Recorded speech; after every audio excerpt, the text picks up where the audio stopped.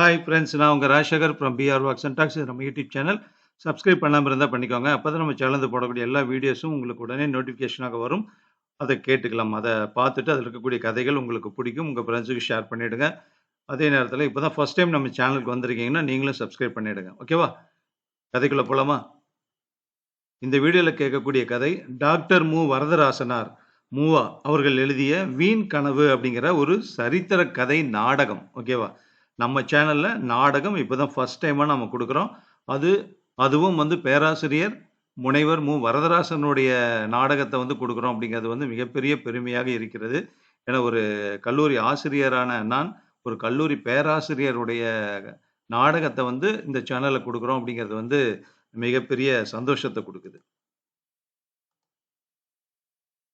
அவருடைய ஒரு கதை இதுக்கு முன்னாடி குடுத்திருந்தேன். அப்பவே நான் சொல்லியிருந்தேன். அவர பத்தின அறிமுகம் அடுத்த அவருடைய கதை குடுக்கக்கூடிய வீடியோல நான் சொல்றேன்னு சொல்லிட்டு.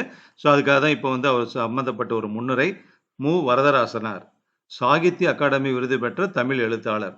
மூவா அதான் மு. வரதராசன். மூவா என சுருக்கமாக அழைக்கப்பட்ட மு. வரதராசன் ஏப்ரல் 25, 1912லிருந்து அக்டோபர் 10, 1974 வரைக்கும் அவர் வாழ்ந்த காலகட்டம். 1912ல பிறந்தவரு 1974ல காலமாயிட்டாரு. அந்த 20ஆம் நூற்றாண்டினுடைய புகழ்பெற்ற தமிழ் அறிஞர்கள்ல ஒருவர் அப்படின்னு சொல்லுவாங்க. 1931ல வந்து தமிழ் பண்டிட் அப்படிங்கிற வந்து தேர்வுல வந்து பயிற்சி பெற்றாரு. அதுக்கப்புறம் 1935ல அந்த முதல் இறுதி நிலை தேர்வுல வந்து அவரே படிச்சு முதல் மாணாக்கராக மாநிலத்திலேயே வந்து முதல் மாணாக்கராக தேர்ச்சி பெற்றார். அதனால ஒரு போற்றுதற்குரிய தமிழ் பேராசிரியர் வந்து பார்த்தீங்கன்னா, மு. வரதராசனார். இலக்கிய கட்டுரைகள், ஆராய்ச்சி நூல்கள் இத மாரியான எக்கச்சக்கமான நூல்கள் எழுதியிருக்காரு. அவர் எழுதின நூல்கள்லாம் வந்து ஒரு பட்டியல பார்த்தோம்னா, எப்படி இவரால முடிஞ்சது? கல்வி பணியும் செஞ்சுகிட்டு, படைப்பு பணியும் அதாவது எழுத்து பணியும் எப்படி அதில ஈடுபட்டு இவர்னால செய்ய முடிஞ்சதுங்கிறது வந்து மிகப்பெரிய ஒரு ஆச்சரியமான விஷயம். அவர் ஃபர்ஸ்ட் வந்து பார்த்தீங்கன்னா, பச்சையப்பன் கல்லூரி. அது சென்னை பல்கலைக்கழகத்துக்கு கண்ட்ரோல்ல இருக்கக்கூடிய பச்சையப்பாஸ் காலேஜ் சென்னையில தான் வந்து அவர் முதல்ல கல்லூரி பேராசிரியராக பதவியேற்று, அப்புறம் துறை தலைவராக மாறுனாரு. அதுக்கப்புறம் சென்னை பல்கலைக்கழகத்திலேயே தமிழ் துறை தலைவராகவும் அந்த பொறுப்புல இருந்தாரு. அப்புறம் மதுரை காமராஜர் பல்கலைக்கழகத்தினுடைய துணைவேந்தர், வைஸ் சான்சலராவும் இருந்திருக்காரு. இது மாரி வந்து நல்லாசிரியராக, பண்பாளராக விளங்கியவர் தான் டாக்டர் மு. வரதராசனார் அவர்கள். ஓகேவா? அவர் வந்து பார்த்தீங்கன்னா, அ முதல்ல வட ஆற்காடு மாவட்டம்னு இருந்தது இல்லையா? அந்த திருப்பத்தூர்ல தான் வந்து பிறந்தவரு. அவருடைய நிஜ பெயர் வந்து திருவேங்கடம். ஆனா தாத்தா பெயரான வரதராஜன்ங்கிற பெயரே வந்து அவருக்கு வந்து அவருடைய உண்மையான பெயர் அப்படிங்கிற மாரியான நிலைத்து போய்விட்டது. ஓகேவா? அதே நேரத்தில வந்து 1948ல சென்னை பல்கலைக்கழகத்தின் மூலம் சங்க இலக்கியத்தில் இயற்கைங்கிற தலைப்பில ஆராய்ச்சி பண்ணி முனைவர் பட்டம் வாங்குனாரு. அதுக்கப்புறம் சென்னை பல்கலைக்கழகத்தின் மூலம் முதலாக தமிழில் முனைவர் பட்டம் பெற்ற பெருமைக்குரியவர் மூவா. முதல்ல அவரு தான் தமிழ்லயே வந்து டாக்டர் பட்டம் வாங்குனது வந்து மூவா அவர்கள் மட்டும் தான் ஃபர்ஸ்ட்டு.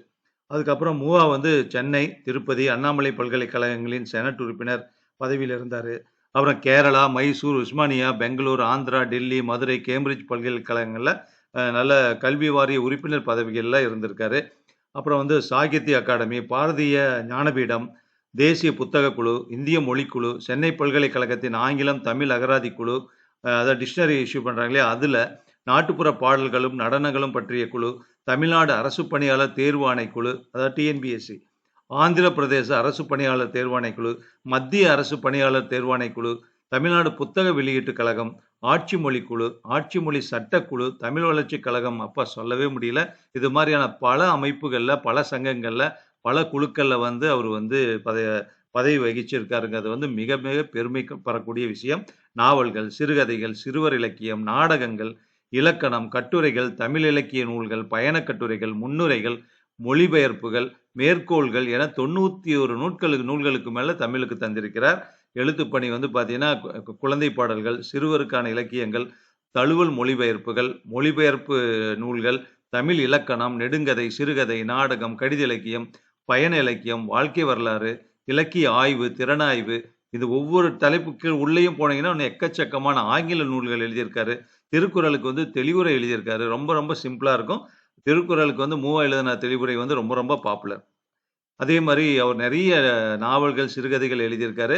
அதுல அவர் எழுதின அகல்விளக்கு அப்படிங்கிற நாவலுக்கு தான் 1963ல சாகித்ய அகாடமியினுடைய பரிசு வாங்குனாரு. அதே நேரத்துல கல்லோ காவியமோ என்ற இவரது நாவல் வந்து தமிழக அரசினுடைய விருது வாங்கியிருக்கு. அவர் எழுதின சில நாவல்கள் என்னன்னா, கல்லோ காவியமோ, கரித்துண்டு, பெற்ற மனம், நெஞ்சில் ஒரு முள், அகல்விளக்கு, மண்குடிசை, செந்தாமரை, பாவை, அந்த நாள், அல்லி, கயமை, வாடாமலர். இந்த நாவல்களினுடைய பெயர் எல்லாருமே நம்ம கேள்விப்பட்டிருப்போம். அதாவது ஒரு கல்லூரிக்கு போய் படிச்சிருக்கோம். ஒரு டிகிரி யுஜி படிச்சிருக்கோம் அப்படின்னா, அத்தன பேத்துக்கும் இந்த நாவல்கள் எல்லாமே பிரபலம். ஏன்னா, இது எல்லாமே வந்து கல்லூரி பாடங்கள்ல வந்து வச்சிருப்பாங்க. அவர் எழுதின நூல்கள் வந்து இருக்கும். சிறுகதைகள் ஆகட்டும், நாவல்கள்ல ஒரு பகுதியாகட்டும், கண்டிப்பாக வச்சிருப்பாங்க. அதே நேரத்தில வந்து அ அவர் எழுதின பாருங்க, இப்ப இதிலேயே சொல்லியிருக்கேன் பாருங்க. எப்போ பார்த்தாலும் அவர் எழுதிய கரித்துண்டு, கல்லோ காவியமோ, அகல்விளக்கு இது மாரி எல்லாமே அவர் பாடத்திட்டத்தில இருக்கும். அதாவது தமிழ்நாடு அல்லது மற்ற மாநில பல்கலைக்கழகங்கள் ஆகட்டும், அதே நேரத்தில வந்து தன்னாட்சி கல்லூரிகள் ஆகட்டும், டீம்டு யூனிவர்சிட்டீஸ் ஆகட்டும், எல்லாத்திலயுமே வந்து வரதராசனுடைய கதைகளோ, அல்லது அவருடைய நூல்களோ வந்து பாடத்திட்டத்தில பாடப்பகுதியாக இல்லாமல் இருக்கவே இருக்காது. நான் அந்த காலத்தில படிச்ச காலத்தில இருந்து இன்னைக்கு வரைக்கும் இருந்துகிட்டே தான் இருக்கு. அந்த அளவுக்கு ஒரு சிறப்பு வாய்ந்தவர் வந்து பார்த்தீங்கன்னா, அவர்கள். அவர் சம்பந்தப்பட்ட அவர வச்சு நெறைய நூல்கள் எழுதி டாக்டர் பட்டமெல்லாம் வாங்கியிருக்காங்க. அது என்ன அப்டின்னா, மூவாவினுடைய நாவல்கள வந்து ஆராய்ச்சி பண்ணி ரா. மோகன் அப்படிங்கிறவர் வந்து முனைவர் பட்டம் வாங்கியிருக்காரு. அப்புறம் களஞ்சியம். அவரே வந்து களஞ்சியம்னு ஒரு நூல் எழுதியிருக்காரு. நினைவு மலர் மதுரை பல்கலைக்கழகத்திலிருந்து வந்திருக்கு. ஆய்வடங்கள் மதுரை பல்கலைக்கழகத்துக்கெல்லாம் நீங்க லைப்ரரி போனீங்கன்னா, ஒரு அது எல்லாமே இருக்கும். ஆய்வடங்கள் மதுரை பல்கலைக்கழகத்தும் மதுரையில இருக்கு. மூவாவின் கடிதங்கள்னு சொல்லிட்டு சர்வோதய இலக்கிய பண்ணை மதுரை வந்து இஷ்யூ பண்ணியிருக்காங்க. கருத்தரங்க கட்டுரைகள். அதுக்கப்புறம் வந்து பார்த்தீங்கன்னா, பேராசிரியர் பேராசிரியர் ஆமுப்பா கருத்தரங்க கட்டுரைகள். இது மாரி எக்கச்சக்கமான நூல்கள் வந்து அவரை சார்ந்து, அவரை பற்றிய நூல்களாக இயற்றப்பட்டிருக்கு. ஓகேவா? ஸோ இதெல்லாம் தான் அவரை பற்றி ஒரு பெரிய பெருமைக்குரிய விஷயம். அதனால அவருடைய இன்ட்ரோடக்ஷனே நமக்கு 7 நிமிஷம் வந்துருச்சு. இருந்தாலும் பரவால்ல. ஏன்னா, டிஎன்பிஎஸ்சி அப்படிங்கிற மாதிரியான காம்படிட்டிவ் எக்ஸாம்ஸ் போட்டித் தேர்வுகள்ல வரதராசனார் சம்பந்தப்பட்ட கேள்விகள் இல்லாம இருக்காது. அப்ப அவர் எந்த ஊர்ல பொறந்தாரு? எந்த வருஷத்துல பொறந்தாரு? அவருடைய காலமான இயர் என்ன? அவர் முக்கியமான நாவலுடைய பெயர் என்ன? அந்த நாவல் எப்போ வந்தது? எந்த நாவலுக்கு சாகித்ய அகாடமி பரிசு பெற்றாரு? எந்தெந்த கழகத்துல வந்து அவர் உறுப்பினரா இருந்தாரு? இது மாதிரியான எக்கச்சக்கமான விஷயங்கள வந்து கேள்விகளாக வந்திருக்கு. அதனால தான் டீட்டெயிலா குடுத்துருக்கேன். இது 2 இன் 1 கூட சொல்லலாம். கதைகளும் அதாவது இந்த நாடகத்தையும் நமக்கு ஏத்த மாரி இருக்கும். அதே நேரத்துல அவர் சம்பந்தப்பட்ட பல விஷயங்கள் தெரிஞ்சுக்கிறப்போ, இந்த வீடியோ பார்க்கக்கூடிய டிஎன்பிஎஸ்சி போன்ற எக்ஸாம் எழுதக்கூடிய மாணவர்களுக்கும் வந்து கண்டிப்பா பயனுள்ளதாக இருக்கும். ஓகேவா? ஓகே. ரைட் போதும். இப்ப இந்த நாடகத்துக்குள்ள போலாம். டாக்டர் வரதராசனார் அவர்கள் எழுதிய வீண் கனவு அப்படிங்கிற சரித்திர நாடகம். அதுல இந்த தீம வச்சு தான் அந்த நாடகமே எழுதப்பட்டிருக்குன்னு நெனைக்கிறேன். உன் வீட்டில் நீர் வாழ்கிறீர். ஆனால் பக்கத்து வீட்டை பாழ்படுத்த உனக்கு உரிமையுண்டா? நம்ம வீட்ல நாம வாழ்றோம். நம்ம வீட்ல நம்ம நிம்மதியா இருக்கலாம். ஆனா பக்கத்து வீட்ல வந்து நம்ம பக்கத்து வீட்ல இருக்கிறவங்கள, அந்த பக்கத்து வீட்ட சம்மந்தப்பட்டவங்கள கெடுக்கணும்னு நம்ம நெனைக்கிறது, அது சரியா? அதுக்கான உரிமை நமக்கு இருக்கா? அப்படிங்கிறது தான் இந்த கதையினுடைய இந்த நாடகத்தினுடைய சரித்திர நாடகத்தினுடைய தீம். ஓகேவா? தலைப்பு வந்து பார்த்தீங்கன்னா, வீண் கனவு. காட்சி 1 கங்கை கொண்ட சோழபுரத்து அரண்மனை. கிபி 1044 மாலை வேளை. சோழவேந்தன் முதலாம் ராஜேந்திரன் கட்டிலில் சாய்ந்தவாறு இசை கேட்டுக் கொண்டிருக்கிறான். பாடல் திங்களை போற்றுதும் திங்களை போற்றுதும் பொங்கலர்த்தார் சென்னி குளிர்வெண் குடை போன்றில் வங்கன் உலகளத்தலான் ஞாயிறு போற்றுதும் ஞாயிறு போற்றுதும் காவிரி நாடன் திகிரி போல் செங்கோட்டு மேரு வளர்ந்திரிதலான். இந்த இடத்துல ஒரு நான் உள்ள நுழைகிறேன். என்னன்னா இந்த பாடல் நம்ம ஸ்கூல்ல படிச்சிருப்போம். மனப்பாட பாடலாக கூட இருந்திருக்கு நிறைய பேத்துக்கு. அதனால திங்களை போற்றுதும் ஞாயிறு போற்றுதுங்கிறது வந்து ரொம்ப ரொம்ப பாப்புலரான ஒரு பாடல். மாமலை போற்றுதும் மாமலை போற்றுதும் நாமநீர் வேலி உலகிற்கு அவனளி போல் மேனின்று தான் சுரத்தலான். சோழன் சொல்றார், பாட்டு போதும், போகலாம். சேனை தலைவர் மட்டும் இருக்கலாம். மற்ற எல்லோரும் போகிறார்கள். சேனை தலைவரே, பாட்டு நன்றாக உள்ளத்தை தொடுகிறது. எத்தனை முறையோ கேட்டிருக்கிறேன். கேட்கும் போதெல்லாம் செவி குளிர்கிறது. ஆனால் ஒரு வேறுபாடு. இதற்கு முன் இந்த பாட்டை கேட்ட போதெல்லாம் என் உள்ளத்தில் ஒரு பெருமிதம், செருக்கு ஏற்பட்டது உண்டு. இன்று அது ஏற்படவில்லை. காவிரி நாட்டை பற்றி அன்பு ஏற்பட்டது. அவ்வளவுதான். இதற்கு முன் அப்படியல்ல. எனக்கு யாரும் நிகரல்ல என்ற பெருமிதம் ஏற்பட்டது. ஆனால் அது இன்று இல்லை. சேனை தலைவர் சொல்றார். அரசர் பெருமானே, காரணம் என்னவோ? ஒரு கால் உங்கள் உடல்நிலை காரணமாக இருக்கலாம். நம் படைகள் எப்படி இருக்கின்றன? எங்காவது போருக்கு போக வேண்டும் என்ற தினவு இருக்குமே. உமக்கும் அந்த தினவு? புன்சிரிப்பு சிரிக்கிறார் சோழமந்தர். என்ன மறுமொழி இல்லையே? அரசர் பெருமானின் உடல்நிலை தேரட்டும். பிறகு படையை பற்றியும் போரை பற்றியும் எண்ணலாம். ஆம், உடல் தேறியவுடன் காட்டில் வேட்டைக்கு செல்வது போல் பக்கத்து நாட்டின் மேல் ஒரு முறை படையெடுக்கலாம். இளைத்தவன் பாண்டியன் இருக்கிறான். முன்னிலும் மிகுதியாக சிரித்து, அவன் நாட்டின் மேல் படையெடுத்து அழிக்க வேண்டும் என்ற ஆசை உள்ளதல்லவா? என்ன சொல்கிறீர்? சேனை தலைவர் மறுமொழி கூறாமல் திகைக்கிறார். சேனை தலைவரே, வாழ்நாள் எல்லாம் இதுதான் தொழிலா? படையெடுத்து பாழ்படுத்தும் வீரச் செயலில் இன்னும் சலிப்பு ஏற்படவில்லையா? அரசர் பெருமானின் கட்டளைப்படியே.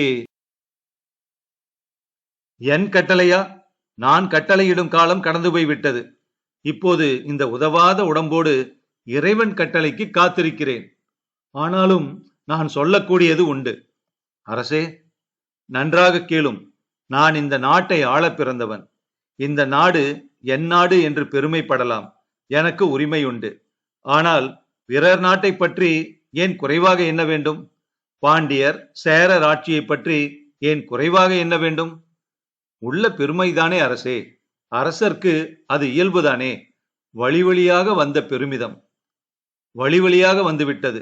அதனாலேயே தகும் என்று சொல்ல முடியுமா? எண்ணி பார்க்கத்தக்கது அரசே. உம் வீட்டில் நீ வாழ்கிறீர். ஆனால் பக்கத்து வீட்டை பாழ்படுத்த உமக்கு உரிமை உண்டா? பக்கத்து வீட்டாரை பழிக்கவோ அடக்கவோ உரிமை உண்டா உமக்கு? இல்லை அரசே. அப்படியானால் வீட்டுக்கு ஒரு நீதி, நாட்டுக்கு ஒரு நீதியா? அது குடும்பம், இது அரசியல்.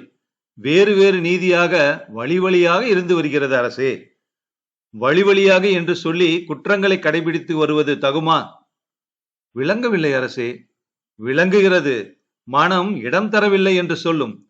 பழகிய குற்றத்தை விட்டு மனம் வெளியேற முடியவில்லை. குற்றமா அரசே? குற்றம்தான். ஆனால் எளிதில் உணர முடியாது. எனக்கே இத்தனை ஆண்டுகளாக உணர முடியவில்லையே. மகன் ராசாதி ராசனை பற்றியும் பேரனை பற்றியும் சோழர் குடும்பத்தின் எதிர்காலம் பற்றியும் எண்ணிக்கொண்டிருந்த போது நேற்று இரவு திடீரென்று ஒளி தோன்றியது. இளவரசர் ராசாதி ராசனும் பெரிய வீரர் அரசே. அவரும் தம் குடைக்கீழ் எல்லா நாடுகளையும் வென்றி அடக்குவார் என்பது உறுதி. பிறகு பேரன். அதற்கு பிறகு வழி வழியாக புலிக்கொடியே பறக்கும். வேறு எவரும் தலையெடுக்க முடியாது அரசே. உண்மையாக உணர்ந்து பேசுகிறீரா? இல்லை என்னை புகழ்வதற்காக பேசுகிறீரா? உள்ளத்தில் உணர்ந்து பேசுகிறேன். அப்படியானால் நெடுஞ்செழியன் முதலான பாண்டியர்கள் பிறந்த மரபு இன்று ஏன் இப்படி இருக்கிறது? இமய வரம்பனும் செங்கோட்டுவனும் பிறந்த சேரர் மரபு இன்று என்ன நிலையில் உள்ளது? மீன் கொடியே பறக்கும், வில்கொடியே பறக்கும், வேறு கொடி பறக்க முடியாது என்று அவர்கள் கொண்டிருந்த உறுதி என்ன ஆயிற்று? அவர்களின் வழியில் வந்தவர்கள் வீரம் குறைந்து போனார்கள். அப்போது அந்த நிலைமை சோழர் குடியில் என் பேரனுக்கு பின் வருவோரில் ஏற்பட்டால்? ஏற்படவே ஏற்படாது. ஏற்படாது என்று நம்புகிறேன் அரசே. நன்றாக எண்ணிப்பாரும். கரிகாலனுக்கு பிறகு இந்த சோழர் குடியிலே எவ்வளவு இரக்கம் ஏற்பட்டது, எவ்வளவு வீழ்ச்சியும் ஏற்பட்டது. அந்த நிலைமை இன்னும் 100-200 ஆண்டுகளுக்கு பிறகு. அரசே, உங்கள் வாயால் அதை சொல்ல வேண்டாம். அஞ்சுவதில் பயனில்லை. அஞ்சுவதால் உண்மை ஒளிந்து கொள்ளாது. உண்மையை யாராலும் மாற்ற முடியாது. ஆமாம் அரசே. நான் ஏன் இதை சொல்கிறேன் தெரியுமா? தெரியவில்லை அரசே. நீர் என் சேனை தலைவராக வந்து எத்தனை ஆண்டுகளாயின? இந்த காலத்தில் நடத்திய போர்கள் எத்தனை எத்தனை? நாம் அந்த போர்க்களங்களில் உருட்டிய தலைகள் எத்தனை? நம்மால் கொல்லப்பட்ட சிற்றரசர்கள், சேனை தலைவர்கள் எத்தனை பேர்? மனக்கண்ணால் பாரும். இரத்த வெள்ளத்தில் எக்களித்து நின்றோம். பெரு வீரர்களின் மலைபோல் உடம்புகளை கொன்று குவித்தோம். அதில் ஒரு மகிழ்ச்சி கொண்டோம். மதில்களை அழித்தோம், ஊர்களை கொளுத்தினோம், மங்கையரின் அலறலைக் கேட்டு மகிழ்ந்தோம், மக்களின் கூக்குரலை கேட்டு களித்தோம், வெற்றி வெற்றி என்று வெறிகொண்டு ஆரவாரம் செய்தோம். இவ்வளவும் ஏன்? ஏன்? பிறர் நாட்டில் நம் கொடி பறக்க வேண்டும் என்ற ஆசையால், பிறரை விட நாம் சிறந்தவர்கள், உயர்ந்தவர்கள் என்ற ஆசையால். ஆனால் நாமே இந்த உலகத்தின் நிலையான தலைவர்களா? இறைவன் ஒருவன் இருக்கிறான். அவன் இதே வெற்றியையும் வெறியையும் மற்றவர்களுக்கு அளிக்கும் காலம் வரும்போது எல்லாம் மாறுகின்றன, தலைகீழாக ஆகின்றன. ஏவலால் வந்து எதிரே நிற்கிறான். என்ன செய்தி? மருத்துவர் வந்திருக்கிறார். மருந்து உண்ணும் நேரம் ஆயிற்றாம். கவலை இல்லை, இன்னும் ஒரு நாளிகை பொறுக்கலாம். இப்போது உடம்பு நன்றாக இருக்கிறது என்று சொல். ஏவலால் போகிறான். என் அறிவே கலங்குகிறது. எனக்கு ஒன்றும் விளங்கவில்லை அரசே. நெடுங்காலமாக வழக்கத்திற்கு மாறாக உண்மையின் ஒளி வீசும்போது அறிவு கலங்குவது போல் தோன்றும். ஆனால் அறிவு கலங்கவில்லை, மனம்தான் திகைக்கிறது. இருக்கட்டும். அப்படியானால் நீங்கள் நடத்திய போர்கள் எல்லாம் அறியாமையால் நிகழ்த்திய செயல்கள், உலக வரலாற்றில் சில ஏடுகள். அவை மாறிய பிறகு உண்மை எல்லோருக்கும் தெரியும். இளவரசருக்கும் சொன்னீர்களா அரசே? இல்லை, சொல்லும் எண்ணம் இல்லை. சொன்னாலும் பயனில்லை. 2 வாரத்திற்கு முன் எனக்கு யாரேனும் சொல்லியிருந்தால் நானே உணர்ந்திருக்க மாட்டேன். ராசாதி ராசனும் இப்போது உணர முடியாது. புலவர்கள் பாடிய பாட்டுக்கள், மக்கள் நம்பிய நம்பிக்கை, இவற்றுக்கு எதிரே உண்மை ஒளி வீச காலமாக வேண்டும். விதை மரமாவதற்கு சில ஆண்டுகள் ஆகும். புது கருத்து பழமையை மாற்றி பரவுவதற்கு சில நூற்றாண்டுகள் கூட ஆகும். பொறுத்திருப்போம். அப்படி காலம் கடந்து வரப்போகும் கருத்தை இப்போது இந்த உடல்நிலையில் எண்ணாதீர்கள் வேந்தே. நானா எண்ணுகிறேன்? அந்த உண்மை தானே வந்து ஒளி வீசினால் நான் என்ன செய்வது? எனக்கு ஒரே திகைப்பாக இருக்கிறது அரசே. இப்போது அப்படித்தான் இருக்கும். அடுத்த போர் வரும். அதில் ராசாதி ராசனும் நீரும் பல கொலை புரிவீர்கள். பலர் கதறுவதை கேட்பீர்கள். பலருடைய வாழ்வை சாய்ப்பீர்கள். அப்போது நான் இன்று சொன்ன சொற்கள் உன்னுடைய நினைவுக்கு வரும். அன்று உணர்வீர். உணராமல் இருந்தாலே நன்றாக இருக்கும். உணர்ந்தால் வாழ் ஏந்த மனம் தயங்கும். சோழர் குடிக்கு என் செஞ்சோற்று கடன் கழிக்க இடையூறு ஆகும். ஆகையால் உணராமலே நான் ஒரு போர் வீரனாக தொண்டு புரிந்து சோழர் குடிக்காக ரத்தம் சிந்தி சாக வேண்டும். இதுதான் என் ஆசை மன்னா. உணரும் காலம் வந்துவிட்டால் இந்த ஆசை தானே பறந்து போகும். அது போகட்டும். இன்று நான் உம்மோடு பேசுவது ஒரு வேண்டுகோளுக்காகவே. வேண்டுகோள் அல்லவே அல்ல, ஆணை என்று சொல்லுங்கள் அரசே. என் மகன் ராசாதி ராசனுக்கு இயற்கையாகவே உள்ள போர் வெறி போதும். அதை நீர் மேலும் தூண்டி விடாதிருக்க வேண்டும். அவ்வாறே செய்வேன் அரசே. ஆனால் தயங்காமல் செய்வீராக. இளவரசர் என்னை பற்றி தவறாக எண்ணக்கூடுமே. கடமையை செய்யும். போர்க்களத்தில் வெட்டி குவியும். வீரர்களையும் ஏவி போர் நடத்தும். வேண்டாம் என்று கூறவில்லை. ஆனால் ராசாதி ராசனுக்கு பலவாறு சொல்லி சொல்லி பகை வெறி ஊட்ட வேண்டாம். அவ்வாறே செய்வேன் அரசே. நீர் எத்தனை முறை என் செவியில் பகைவரை பற்றி சொல்லி சொல்லி என் நெஞ்சில் கொதிப்பு எழச் செய்திருக்கிறேன். ஆமாம் அரசே, செய்தது உண்டு. இனி என் மகனிடத்தில் அதை செய்யாமல் இருந்தால் போதும்.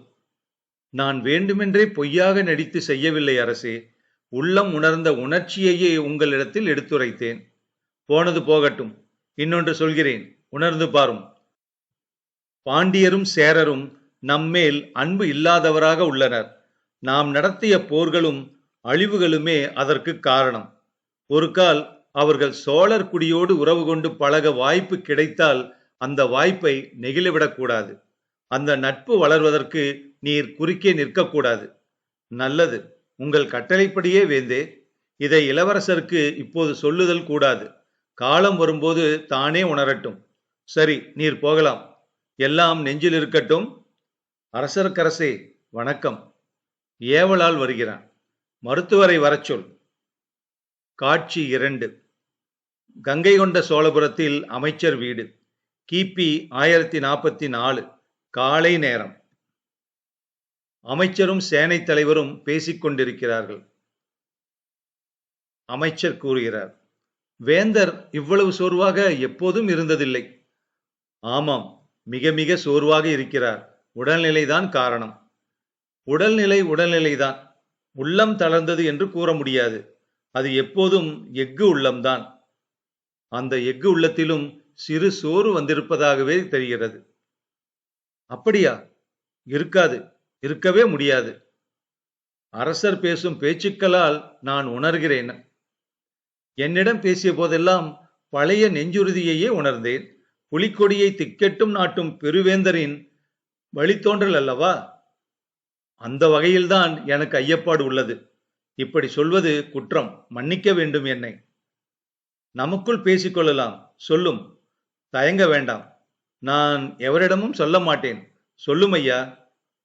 வேந்தர் ராஜேந்திர சோழருடைய பெருமையையோ வீரத்தையோ குறைகோரும் நோக்கமே எனக்கு இல்லை. அதை நான் நன்றாக அறிவேன் சேனாதிபதி. என்னிடம் சொல்ல வேண்டுமா? சேனை தலைவர் எப்படிப்பட்டவர் என்பதை அரசர் அறிவார், நாடு அறியும். இப்போது அரசரை இந்த நிலையில் கண்டபோது என் கண்கள் கலங்கின, நெஞ்சம் குமுறியது. என்ன செய்வது?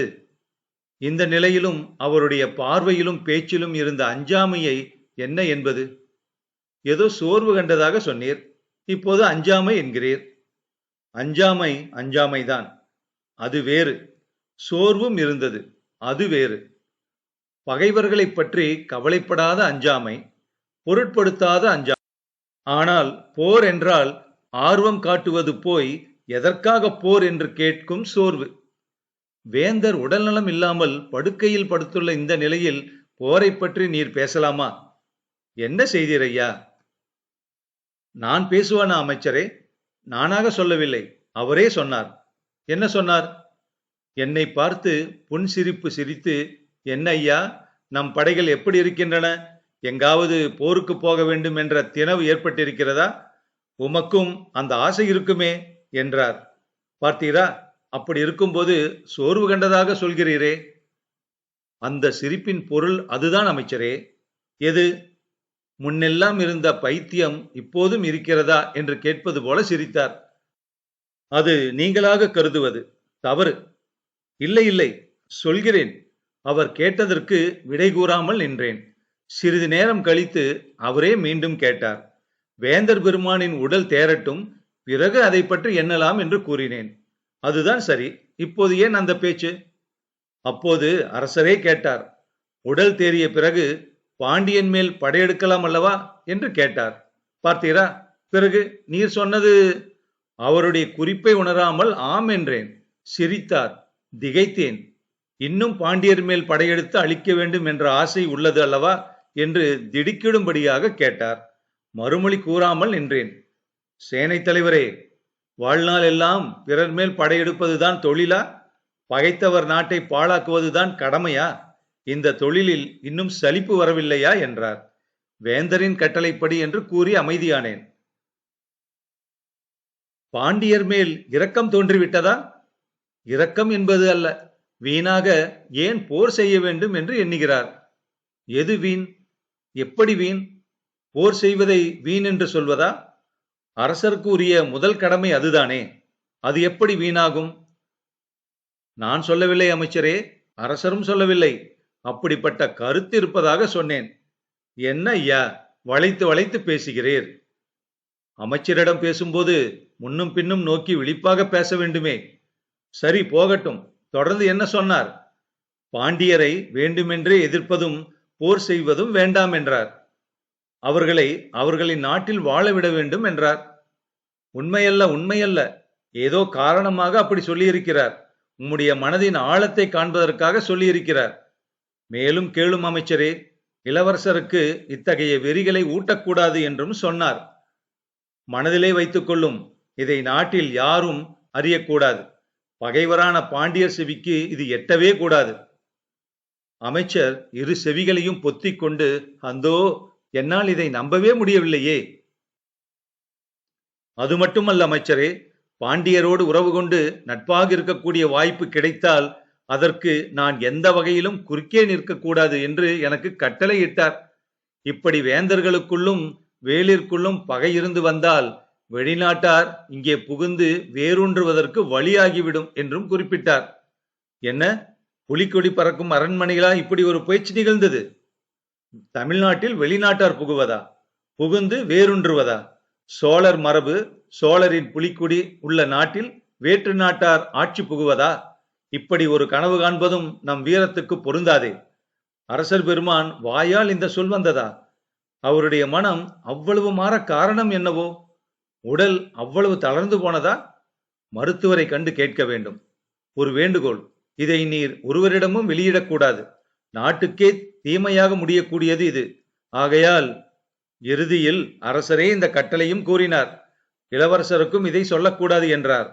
இளவரசரே உணர வேண்டிய வாய்ப்பு வரும்போது அவருக்கு துணையாக இருந்து உதவுமாறு கூறினார். இந்த பேச்சு நடந்தபோது அங்கே வேறு யாரேனும் இருந்தார்களா? ஒருவரும் இல்லை அமைச்சரே. ஆனால் அடுத்த முறை நீர் அரசரை காணும்போது அவரே உம்மிடம் கூறுவார். நல்லது, பொறுப்பு பெரியது, சிந்தனை செய்வோம், காரணம் காண்போம்.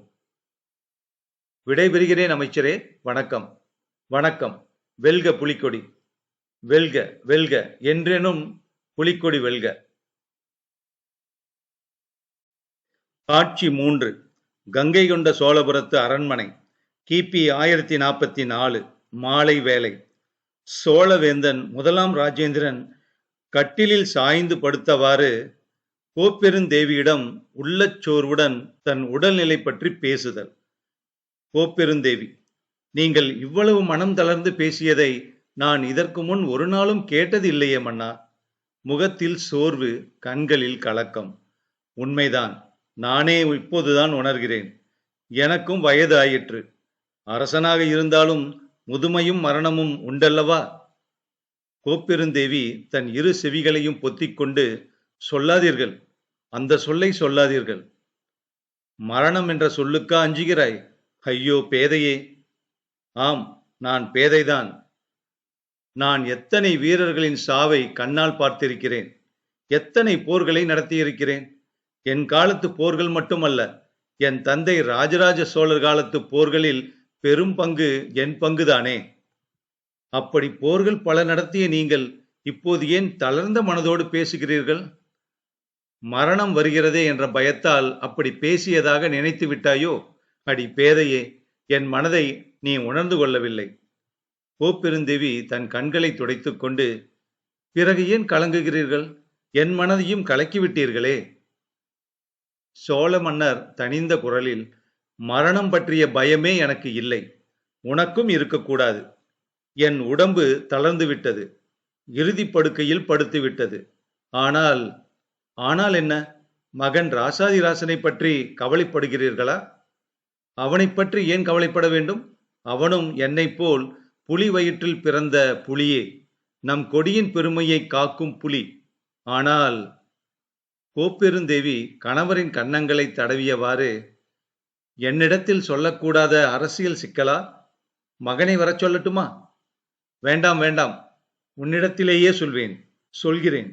இந்த படுக்கையிலும் என் மனதின் வேகம் அடங்கவில்லை. நான் இளமை முதல் செய்த போர்கள் ஒவ்வொன்றாக நினைவுக்கு வருகின்றன. பெற்ற வெற்றிகள் ஒவ்வொன்றாக நினைவுக்கு வருகின்றன. தந்தை ராசராசர் காலத்தில் நான் செய்த பெரும் செயல்களும் நினைவுக்கு வருகின்றன. என் 33 ஆண்டுகளின் ஆட்சி காலத்து பெரும் செயல்களும் என் நினைவுக்கு வருகின்றன. சிறிது இருமல், பெருமூச்சு. எல்லாம் பயனற்றவை, எல்லாம் வீண் என இப்போது தோன்றுகின்றன. உங்கள் வீர நெஞ்சத்திலா இப்படிப்பட்ட எண்ணம் தோன்றுவது? ஆம், தோன்றுவது விந்தைதான். எனக்கே விந்தையாக இருக்கிறது. யானையும் தேரும் குதிரையும் திரட்டி, குடும்பங்களை பிரிந்து வருமாறு வீரர்களை திரட்டி பெரிய படை என்று செருக்கு கொண்டு எதிர்த்த நாடுகளை அழித்தேன், பணிந்த நாடுகளை விட்டேன். இதுதான் வீரமா என்று இப்போது எண்ணி பார்க்கிறேன். இப்படிப்பட்ட வீரம் வேண்டுமா என்று என் நெஞ்சம் கேட்கிறது. என் மகன் இளவரசன் ராசாதிராசனுக்கும் இதே கல்வியை கற்பித்து செல்ல வேண்டுமா என்று என் நெஞ்சம் கேட்கிறது. அதனால்தான் பெருமூச்சு விட்டேன். என்ன சொல்கிறீர்கள்? உண்மைதான் சொல்கிறேன். நீ எனக்கு ஆரத்தி சுற்றி விடை கொடுத்து அனுப்பி கொண்டிருந்தாய். நானும் ஒவ்வொரு நாடாக படையெடுத்து அழித்து வாகை மாலை சூடி அரண்மனைக்கு திரும்பி வந்து உன்னை மகிழ்வித்தேன். மருமகளும் மகனும் நம்மையே பின்பற்றி நடக்க வேண்டுமா? இதுதானா அரசியல்? என் படையில் மாண்ட பெருவீரர் எத்தனை பேர்? எதிரிகளின் படையில் மாண்டவர் எத்தனை பேர்? அவர்களின் மனைவியர் உன்னைப் போல் ஆரத்தி சுற்றி அனுப்பிய பெண்கள் சிந்திய கண்ணீர் எவ்வளவு? போர்க்களத்தில் செந்நீரை பெருக்கினேன், மங்கள வீடுகளில் கண்ணீரை பெருக்கினேன். அப்போது பணிப்பெண் வருகிறாள். மன்னரே, அமைச்சரும் ஜோதிடரும் வந்திருக்கிறார்கள். வரச்சொல். முன்னே ஜோதிடரை வரச்சொல். கோப்பெருந்தேவியை பார்த்து போகுமாறு சைகை செய்கிறார் மன்னர். கோப்பெருந்தேவி நீங்கியவுடன் ஜோதிடர் வருகிறார். மன்னர் பெருமானே, வணங்குகிறேன். வருக. இருக்கையில் அமருமாறு சைகை செய்கிறான் மன்னன். பார்த்தீர்களா? விளக்கம் வேண்டாம், விரிவாக சொல்ல வேண்டாம், சுருக்கமாக சொன்னால் போதும். இந்த மாதம் 27ஆம் நாள் வரையில் கிரகங்கள் நன்றாக இல்லை. ஆனால் தங்கள் சோழ குலத்தின் முதல்வனாகிய சூரியனுடைய உதவியால் அந்த நெருக்கடி தீர்ந்துவிடும். அதற்கு பிறகு போதும், அந்த குறிப்பை தெரிந்து கொண்டேன். வேறு எந்த கவலைக்கும் இடமில்லை அரசே. போதும், உணர்ந்து கொண்டேன். மணியை அடிக்கிறார் மன்னர். ஏவலால் ஒருவன் வந்து நிற்கிறான். கொண்டு வா பரிசு. சிறிது அமைதி. ஏவலால் தட்டு நிறைய பூவும் பழமும் இடையே சில பொற்காசும் வைத்துக் கொண்டு வருகிறான். அதை கையால் தொட்டு ஜோதிடரிடம் தருமாறு குறிப்பு சொல்கிறான் சோழன். ஜோதிடர் அதை பெற்று வணக்கம் தெரிவித்து நீங்குகிறார். அமைச்சர் வரலாம். அமைச்சர் கலக்கத்துடன் வந்து கைகுவிக்கிறார். நேற்றிலிருந்து கடாரத்து தூதுவன் வந்து காத்திருக்கிறான். அரசர் பெருமானை இப்போது காண முடியாது என்று சொல்லிவிட்டேன். நல்லது அமைச்சரே, என் கருத்தும் அதுதான். கடாரத்து மன்னன் கொடுத்து அனுப்பிய திரைப்பொருள், அவற்றை என் கண்களால் காண வேண்டாம். இன்னும் ஒன்று உண்டு மன்னா. என்ன? சொல்லலாம். அரசியலாக இருந்தாலும் எதுவாக இருந்தாலும் சொல்லலாம்.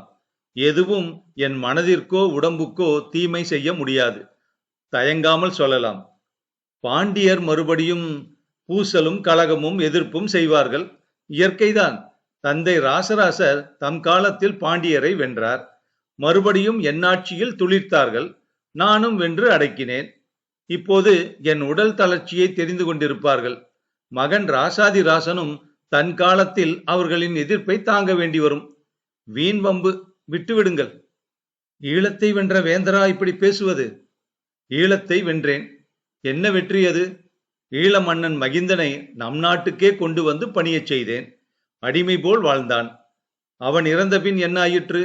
அவன் மகன் காசிபன் அங்கே முடிசூட்டிக் கொண்டான்.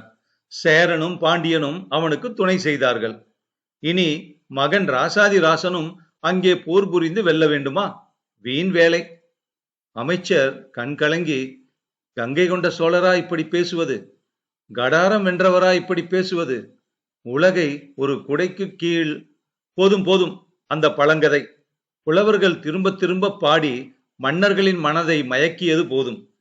வீரம் என்றும் நிலமகள் என்றும் வெற்றி திரு என்றும் ஒரு குடை என்றும் அமைச்சர்கள் சொல்லி சொல்லி மன்னர்களின் மனதை கிளறியது போதும். சேரனுடைய முன்னோரிலும் இமயவரம்பன் என்று ஒருவன் இருந்தான். அவன் மகன் செங்குட்டுவன் இமயம் வரை போய் புரிந்து வென்றான். இன்று அந்த மரபில் வந்த சேரனுடைய நிலைமை என்ன? எனக்கு அஞ்சி நடுங்கி ஒதுங்கி வாழ்கிறான். இதே நிலைமை என் பேரனுக்கோ பேரனுடைய பேரனுக்கோ நேர்ந்தால் வியப்பு இல்லையே. ஆகையால் இது வீண் பெருமைதானே, வீண் முயற்சிதானே. அரசர்க்கரசே, தங்கள் மனம் இப்படி மாற காரணம் என்னவோ? இது ஒரு பெரிய இந்த மனமாறுதலுக்காக வருந்தக்கூடாத அமைச்சரே, மகிழ்ச்சி அடைய வேண்டும். சேரரும் பாண்டியரும் இதை உணர்ந்தால் சோழ நாட்டுக்கு ஆபத்து என்று எண்ணுகிறீர்களா? ஒரு நாளும் இல்லை. அவர்களுடைய மண்ணை அவர்கள் பயமில்லாமல் ஆழ்வார்கள். அவ்வளவுதானே. அரச நீதி. இதுவரையில் நான் உணர்ந்தது, நீங்கள் உணர்த்தியது எல்லாம் அரச நீதி அல்ல, அநீதி. நாட்டை ஆள கிடைத்த வாய்ப்பு மற்ற நாட்டை அழிக்க கிடைத்த வாய்ப்பாகாது. திருவள்ளுவர் அரசியலில் பிறன்மனை நயவாமை என்று அறத்துப்பாலில் எழுதியவர் பிறர் மண் நயவாமை என்று பொருட்பாலில் எழுதவில்லையே என்று நான் வருந்துகிறேன். அமைச்சர் மிக கலங்கி, நம் நாட்டின் எதிர்காலம் மன்னா, அது நம் கையில் இல்லை. மற்ற நாட்டு அரசர்களும் உங்களைப் போல் உணர்ந்தால் நல்லது. அவர்கள் உணர மாட்டார்களே. சோழரின் புலிக்கொடி சீற்றம் தணிந்தது என்று அவர்கள் அறிந்தால் என்ன ஆகும்? சோழர் மண்ணை கவர வேண்டும் என்று படையெடுத்தால் சோழர் படை தடுக்கட்டும், அழிக்க வேண்டாம். புலி பசு ஆயிற்று என்று பிறர் அறிந்தால் புலி புலியாக சீறி சீறி கண்டது என்ன? அமைச்சர் சிறிது நேரம் பேச்சின்றி கலங்கி சோர்ந்து, மன்னர் மன்னவா, ஒரு வேண்டுகோள். இந்த புதிய சிந்தனையை இளவரசரின் செவியில் விழாமல் வைத்துக் கொள்ள வேண்டுகிறேன். நாட்டின் நன்மைக்காகவும் வேண்டுகிறேன். இந்த கவலை உங்களுக்கு வேண்டாம். இந்த புத்துணர்ச்சி எளிதில் வராது. ராசாதி ராசனும் என்னைப் போலவே போர் பல நடத்துவான். புலிக்கொடி சீற்றத்துடன் இன்னும் சில தலைமுறை பறக்கும். அமைச்சர் இரு செவியும் பொத்திக்கொண்டு, சில தலைமுறைதானா? உலகம் உள்ள வரையில், சோழர் குல முதல்வன் சூரியன் உள்ள வரையில் புலிக்கொடி சீற்றத்துடன் பறக்கும். வீண் கனவு, வீண் பெருமை. சோழ மன்னர் இருமுகிறார். சரி, அவ்வாறோ ஆகட்டும். இளவரசருக்கு சொல்லவில்லை, சொல்லப் போவதில்லை. சொன்னாலும் பயன் விளையப் போவதில்லை. நடப்பது நடக்கட்டும். என் வாழ்வின் முடிவில் தான் நான் உணர்ந்தேன். காலம் வரும்போதுதான் உண்மையை உணர முடியும். சொல்லி உணர்த்த முடியாது. அமைச்சர் கண்களில் நீர் கலங்க கைகுவித்து, அரசே, மீண்டும் வேண்டிக் கொள்ள தேவையில்லை. உறுதிமொழி கொடுத்தேன். இளவரசருக்கு இதை உணர்த்த மாட்டேன். எனக்கு ஓய்வு வேண்டும். நீங்கள் செல்லுங்கள். அமைச்சர் விடைபெறுகிற வேளையில், ஒன்று செய்யுங்கள் அமைச்சரே.